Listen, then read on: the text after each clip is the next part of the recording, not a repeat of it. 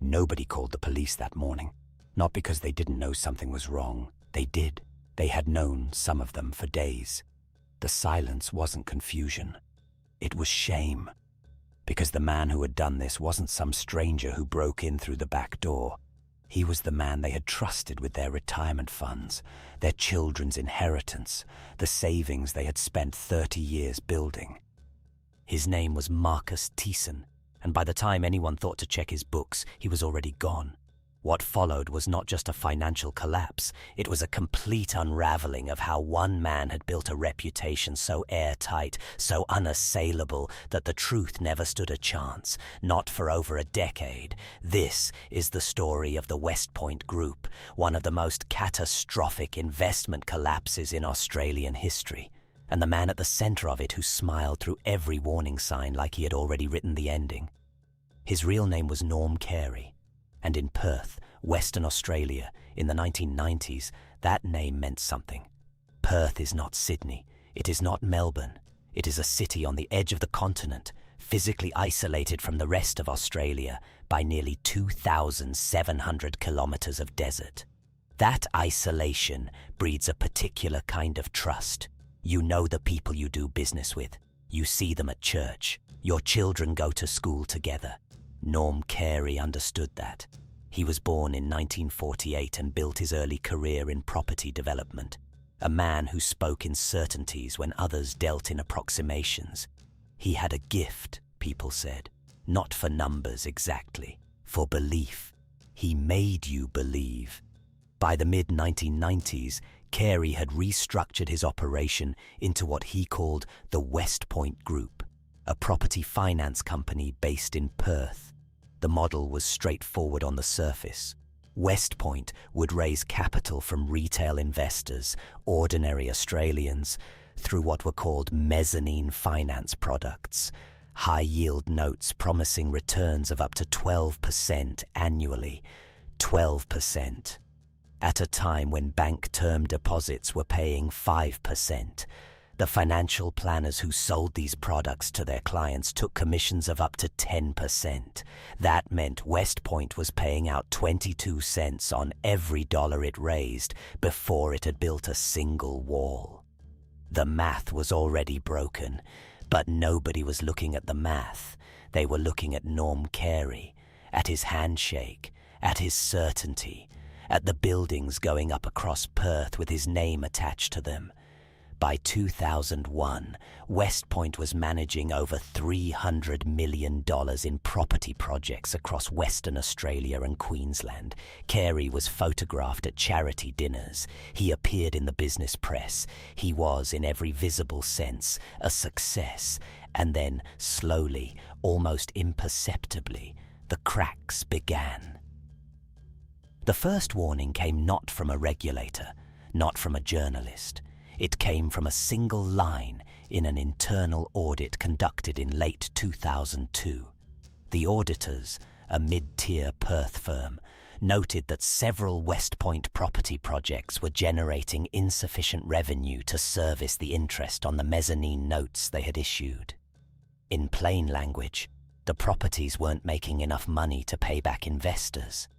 Carey's response was to restructure, to move money between entities. Westpoint was not a single company. It was a labyrinth. Over 60 related corporate entities, each one holding a piece of the debt, each one nominally separate, each one a wall between the investor and the truth. The Australian Securities and Investments Commission, ASIC, would later describe the structure as deliberately opaque. But in 2002, ASIC wasn't looking. Not yet. The financial planners kept selling, the commissions kept flowing, and more Australians, retirees mostly, people who had been told by their advisors that this was safe, kept handing over their savings. Between 2001 and 2005, Westpoint raised approximately $388 million from around 4,000 Australian investors. The average investor was not wealthy. They were not sophisticated. They were people in their 60s who had $80,000 in savings and were told this was better than a term deposit. Norm Carey knew exactly who he was selling to, and he sold to them anyway. By 2004, the internal reality of Westpoint was catastrophic. Project after project was behind schedule or over budget. The interest obligations were compounding. Carey was using money raised from new investors to pay returns to old ones. That is not property development. That is a Ponzi scheme wearing a hard hat. In early 2005, a property valuer named Graham Payne completed an independent assessment of Westpoint's flagship development, the Ann Street project in Brisbane, Queensland. His report valued the project at significantly less than Westpoint had stated to investors. Payne submitted his report.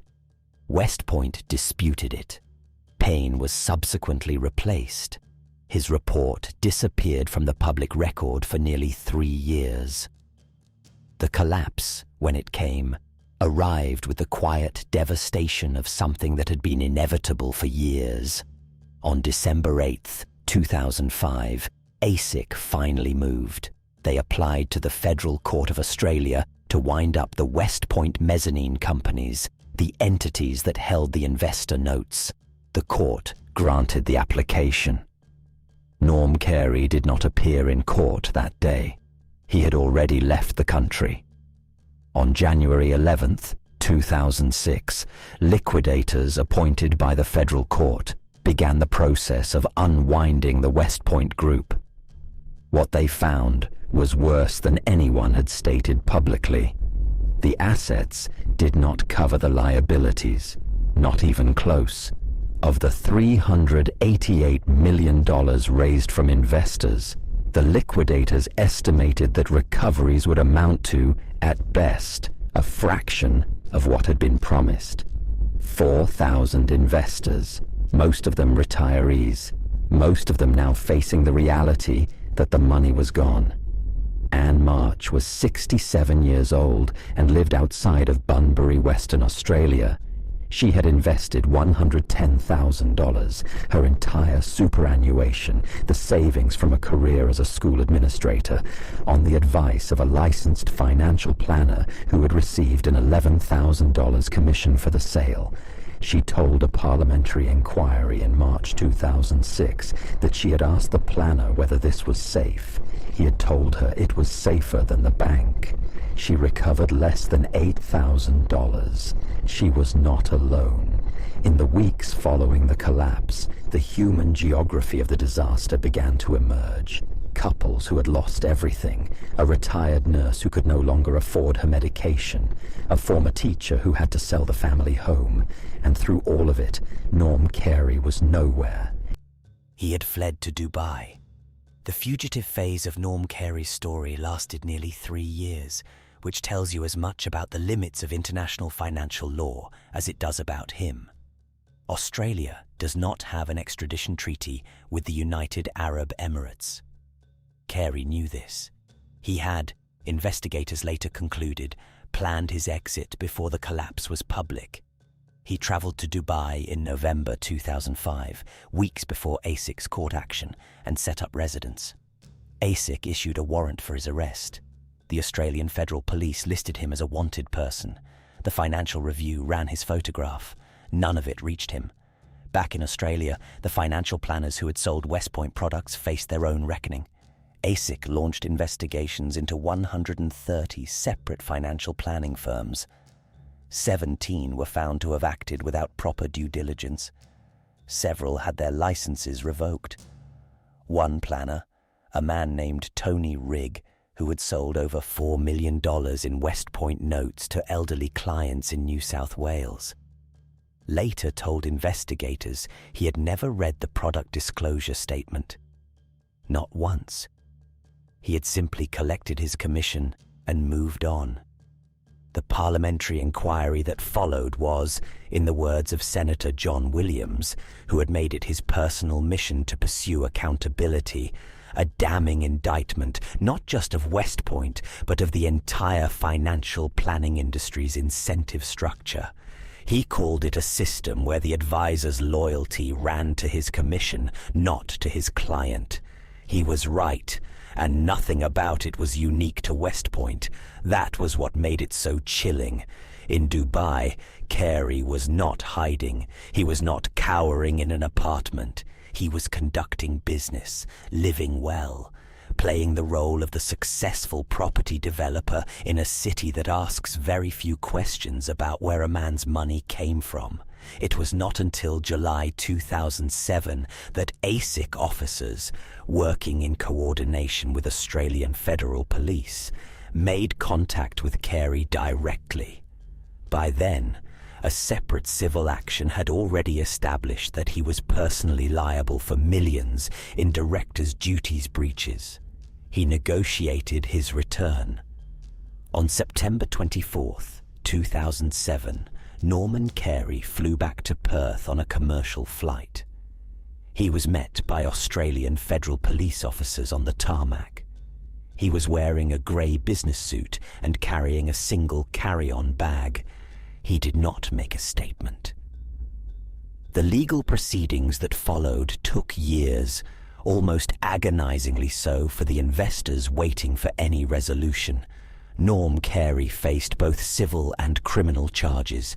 ASIC pursued him through the federal court on director's duties violations. The civil judgment handed down in 2008 found him personally liable and banned him from managing corporations.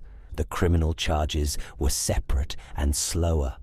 It was not until 2012 that Carey was convicted of breaching his duties as a director of a managed investment scheme.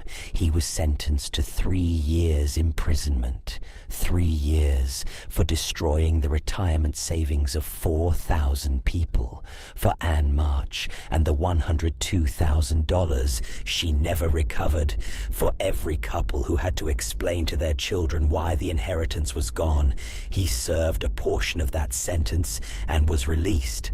The liquidators, working through the tangled Westpoint corporate structure for years, ultimately recovered approximately $93 million for investors out of the $388 million that had been raised.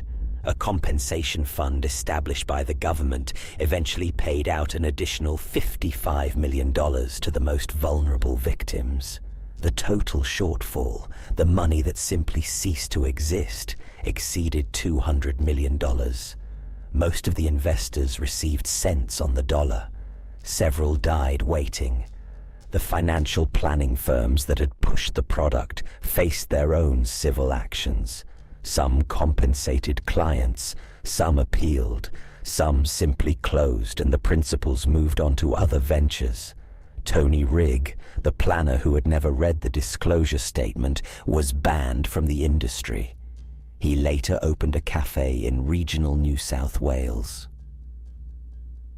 Senator John Williams, who had become the political face of the Westpoint victims' cause, spent the better part of a decade pushing for reforms to Australia's financial planning laws. He cited Westpoint in over 40 parliamentary speeches. He read victims' letters into the Hansard record. The future of financial advice reforms passed in 2012, partly as a direct result of what Westpoint had exposed about commission-driven financial advice. The reforms banned conflicted remuneration structures. They required advisors to act in clients' best interests. It was progress. It was also 7 years too late for Anne March. Norm Carey, as of the most recent public record, remains in Australia. He has given no significant interviews. He has expressed no public remorse. He is 76 years old. The Westpoint Group's office in central Perth, the building where the prospectuses were printed, where the commissions were counted, where the fiction was maintained for over a decade, was leased to a new tenant within a year of the collapse. The name on the door changed. The carpet was replaced. And in the way of these things, the city moved on. But somewhere, in a storage facility on the outskirts of Perth, there are 60 boxes of Westpoint corporate records, liquidators' files, auditors' notes, the financial architecture of a lie. They are still there. The thing about a man like Norm Carey is that he did not build his fraud overnight. He built it the way you build a house, one wall at a time, one investor at a time, one commission at a time. He built it in the language of trust, in a city where trust still meant something, and when it fell on the people who could least afford to lose, not on the planners, not on the regulators who looked away, not on him, on the retirees who had simply believed that a man with a handshake and a brochure was something other than what he was.